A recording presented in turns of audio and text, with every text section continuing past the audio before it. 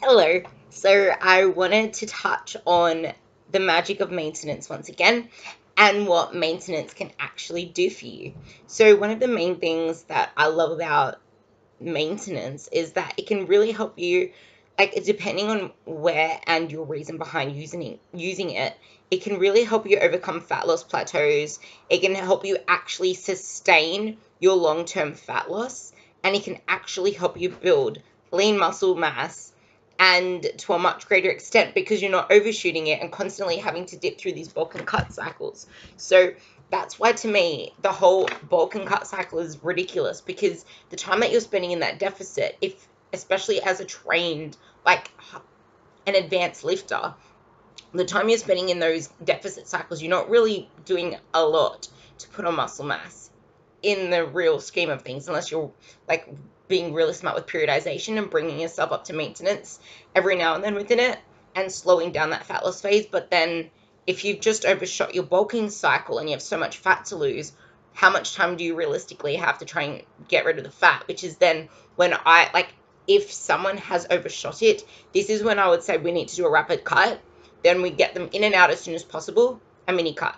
So, for example, if I did put someone on a bulking cycle, because, like, especially my male clients, if I have them on a bulking cycle and they overshot their fat set point, then what I would do is I would do a mini cut, get them in and out as soon as possible, put them into like 4, 6, 8 weeks, depending on it. But I would try and get them out as soon as possible, go as hard as I can real quick so we can get them back out. And as long as their nutrition is on point and their training is to build muscle, like you put the program there to build muscle, when in realistic, because what built the muscle is what's going to keep the muscle. So that's pretty much how you want to do the training. So that's what I would do for the training part of it.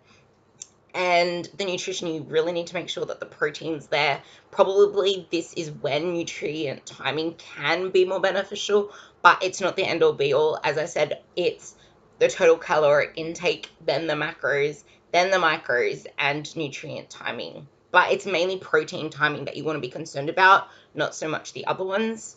But yeah, so that's kind of how and why maintenance is such an amazing thing. Okay, the thing that I don't really like is the fact that the goal of maintenance doesn't get really much of a look in. Like there was a husband and a wife that inquired with me the other day, and they're afraid of putting on fat because the last time that they went on a program, they lost the weight the way they wanted to, but then they started, like, they overshot it. There was no after diet. They couldn't sustain the level of training they were at because their training just kept going up and up and up and up and up, and they didn't think about it in the long game, and they didn't take it slowly. They didn't periodize in and out. They just wanted it done. So they're like, their one and only goal is to maintain the body composition they're at now. That sun is really annoying. To maintain the body composition they're at now. So in this day and age, people are either trying to lose weight or to gain weight. You rarely ever hear people say they want to maintain. Like, there are some people that say they just want to lose the weight and then keep it at that. But once you get started and start seeing results, sometimes your brain can get caught up in it all, and maintenance no longer becomes a real goal anymore. Where it should actually be one of the main goals, because it's not that, like, it is hard to maintain sometimes, because if we lose a heap of weight and then we try to maintain it at that lower weight, our body's fighting us to go back to its normal set point. But the longer you stay hanging around there, like developing the habits that gets you to there, developing the mindset, it doesn't all just happen straight away. Like, there was someone that asked me to do a podcast on how they can just, like, once they cut out of food for ages, how they can be in control of themselves when they let themselves eat it again, like a packet of crisps. The thing is, that is freaking hard to do to start with. That is why things like, I don't even know what donuts taste like, to be honest, because I cut them out ages ago. And yeah, sometimes I'd crave them, but because I've been doing this for so long, I'm able to withstand the cravings and be like, you know what, I would so much rather blah, blah, blah, which I can have much more of, feel satisfied with, and be happy with that. But if I want a freaking donut, then I'm going to make sure, like, this is something that can actually help you guys. If there is something that you are craving so bad, I'm not going to say go and have freaking this. That's going to equate to more calories in the friggin' donut itself, or the chocolate, or the packet of crisps. Because a lot of the time a packet of crisps actually turn out to be the most, because it's already portioned out, it can actually be the best option caloric wise. But you need to think about it in, how can I get as much out of this for less? So something that I've actually been implementing with my clients that come from a binge eating background, because a lot of clients come to me that have, like, because I'm all about food relationships. A lot of girls come to me where they have self-sabotaging food relationships. The thing that I do struggle with the most when it comes to these girls is that they have this preconceived idea from all the coaches they went to in the past that just don't really care about the mental aspect and the psychology of it. And it irks me and it hurts me, because there is so much more to it, and it's hard to get them to really trust you and to really open up to you. And a lot of the time, because they did not get recognized psychologically, they're so used to trying to handle things on their own that they're afraid to ask for help. They're afraid to admit things to you. They think they let you down when really they didn't. You didn't, if it's you guys. So some the thing that I'm starting to implement with my girls that have come from this is, if you want to enjoy blah blah blah, like this is with me and froyo, I actually don't find that much joy in froyo anymore. As someone said the other day, we're going out for dessert, what do you want? We're getting some ice cream. I'm like, you know what, I would rather eat 500 grams of potato right now and lather it in chicken salt. I literally said that. And sometimes I would say the same thing about just demolishing a mango. But it has to be a really good mango, because I'm very, very picky with mangoes. I used to hate them because I used to eat too many sour ones and it used to make my nose feel funny. But yeah, that's not something I would have said when I first started off my journey. Not at all. I probably would have said a cinnamon scroll or a lamington, because they're the two things that I really like the idea of, but I haven't yet given in to wanting one. Especially, even though in comp prep they were the two things I was craving, a cinnamon scroll and a lamington, and I actually have not had one since, because as soon as I got back to eating my usual calories and enjoying the usual healthy foods that I eat, I didn't have any cravings anymore. So it does take a process, and you just need to have faith that the more you practice things, the more that it becomes solid as a habit.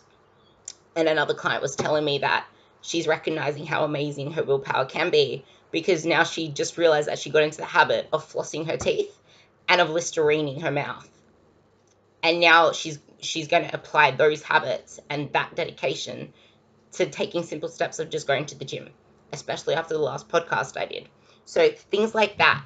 So back to what I was saying, if you want to enjoy something like a packet of crisps or a fro or something like that, try and get as much out of the moment as possible, and don't just gulp it and then be like, did I even have that? I want another one. Time to go binge out the kitchen. No, remove yourself from the house.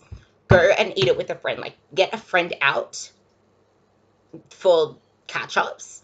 If it's a packet of crisps you want, take the packet of crisps with you. Go for a walk. Go for a coffee. Enjoy your crisps in her company.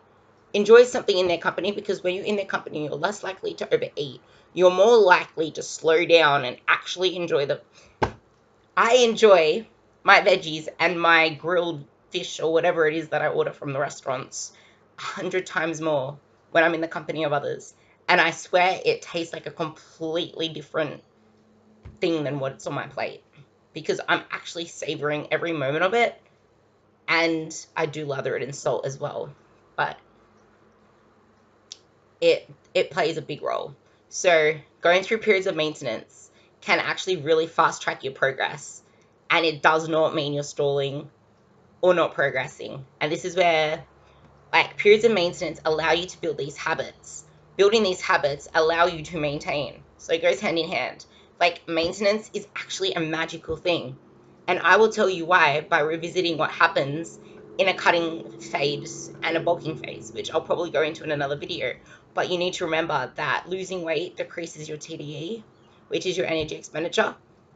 And because you'll be eating less food, there'll be less thermic effective food. But at the same time, you don't really want to rely on thermic effective food numbers, because if you think eating more is just going to boost your metabolism, it's really not. It's really, when it comes to thermic effective food, I think of it in terms of macro splits.